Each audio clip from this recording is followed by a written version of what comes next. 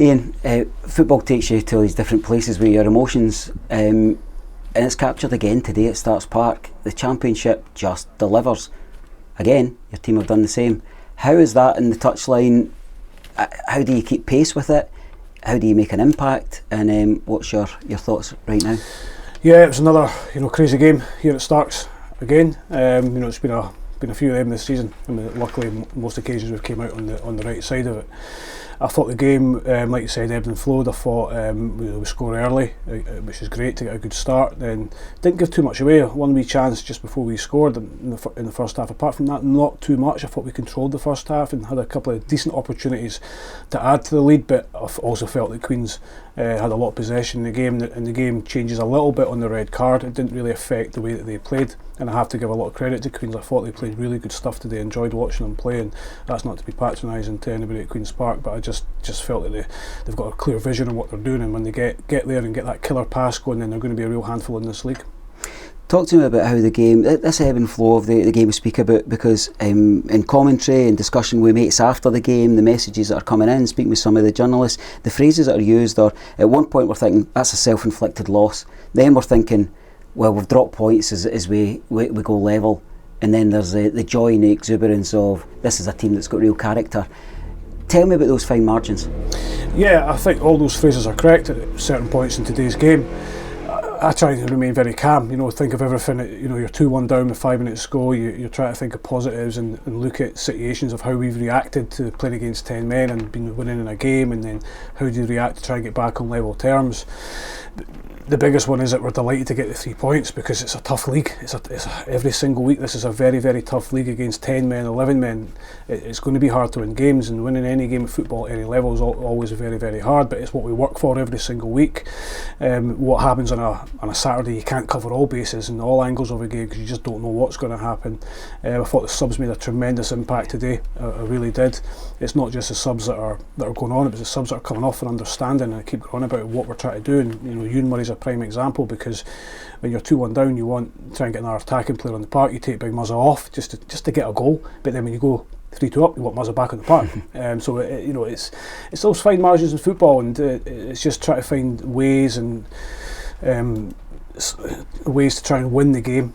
Today we left it extremely late. I did always think we'd get one more chance after we scored, and obviously Vonnie's came on and he's given the 2 fingers up to me. It can't just be desire that gets us over the line. Is that phrase that managers use of a winning mentality, is that what we saw today? Yeah, it's a winning mentality, refusing to accept second best, because I think we'd all taken a draw with 5 minutes to go and we'd have said, well, at least we didn't lose the game, but when you get that next one you want to go and try and get the winner. It's not just about winning mentality though, it's about being calm. In pressure moments, we've seen it at any level of football, any level of sport, people choking at vital moments, because it's different when you've got 1,000, 2,000, 40,000 people watching you. So to remain calm in those moments is an incredible strength to have, and we showed that today. Tell us about Lewis. You said it was certainly 2 goals toward Jeff, not 2 fingers, but we had a nice little interaction where he was saying, I'm a squad player and as such, and we were kind of smiling, saying, yeah, but your face will be tripping you if you're not in the park, and that's what you want from your players. But is it something that you work with the guys who are not in starting 11 to say, well, get on and don't waste your opportunity, because if you're going to get a starting jersey off me, you will earn it? Absolutely. I think we've seen that in the team selections the last couple of weeks. We saw it again today with Scott McGill keeping his position at left back, because I felt he deserved it and he performed really well, and that's nothing against Liam Dick, because I think Liam's been outstanding, not just this season, but I thought he was excellent last season. We just felt that today that Scott deserved that, and obviously Vonnie exceptionally disappointed to be left out last Saturday because it's a huge derby game. And I understood it, because I would have been exactly the same. But it's how you react and how you rebound from those little knocks that come along the road. Football's such a long game in the season that we're all going to take them, but how you come back from them, how you handle them, and how you respond. Vonnie has responded exactly how I expected Vonnie to respond. His attitude and training this week's been excellent. His finishing's been excellent. He got in that part today determined, and he gets his rewards and team reward. I'm not sure if you've done it already, but it might be after you get home tonight and kind of settle back, you have a look at the league table and you see us sitting at the top echelons of that. What emotion does that bring to yourself? Yeah, it's still really early. We're delighted though. There's no getting away from that. Where we are in the league, it's a great return on 4 very hard league games.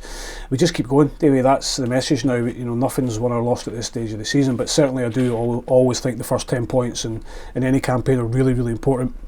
Get them on the board as quick as you can. So to have them out the first 12 is great. Delighted. We're way ahead of where we were last season, but we know we keep going. I think our initial goal is to try and create a huge gap to the team in 5th place. The quicker we get that, the better. Then we can concentrate on the top 4. What about this break that we've got from league duties, but not a break from football, because we've got Cliftonville coming? The amount of people that say we've got Clifton Hill coming to play us here, it wouldn't probably surprise you. Is that a different challenge coming at the right time for you?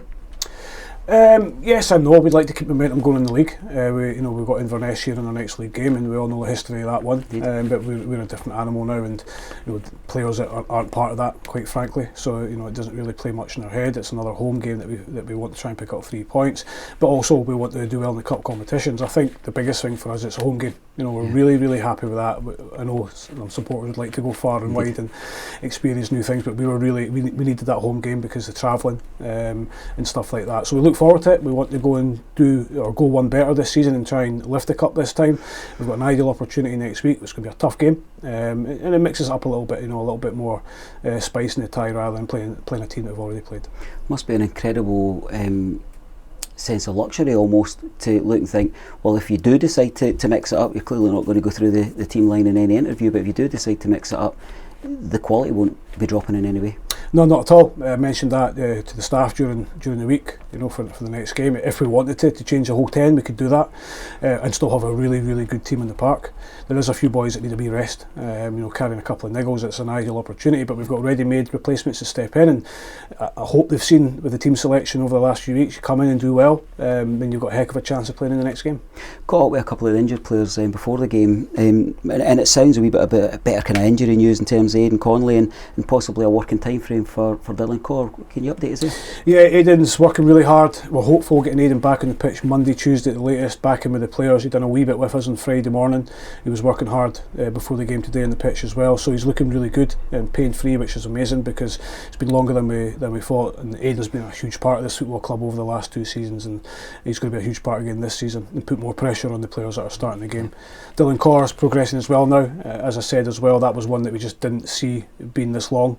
It's taken us a while to get to the bottom of it, but he's now back. The swelling's coming down and the pain's decreasing every single day, so we'll get him back hopefully for the next 7-10 days at the absolute latest, and the only one we're waiting on is Ross. Well, we'll love probably being back here at Starks Park more than anywhere else on the planet. I didn't think that we'd be rounding off a game with a 93rd minute winner, breaks to cope with the sun in Kirkcaldy in September and so forth, so we'll look forward to another roll of the dice next Saturday. Yeah, thanks Davey, cheers.